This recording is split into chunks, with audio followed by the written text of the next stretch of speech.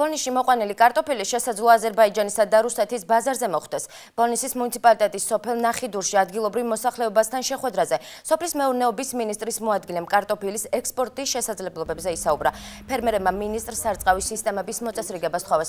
ბოლნისში გამართულ შეხვედრას სასოფლო სამეურნეო კოოპერატივების განვითარების სააგენტოს თავმჯდომარე ესწრებოდა. დღეისათვის ქვემო ქართლის რეგიონში 130 სასოფლო სამეურნეო კოოპერატივია რეგისტრირებული.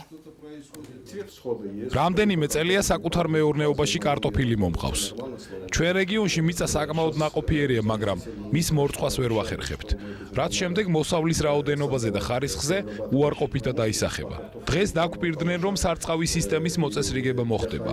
თუ ეს ასე იქნება, ფერმერები უკეთეს მოსავალს მივიღებთ და მის რეალიზებაზეც არ შეგვექმნება პრობლემები.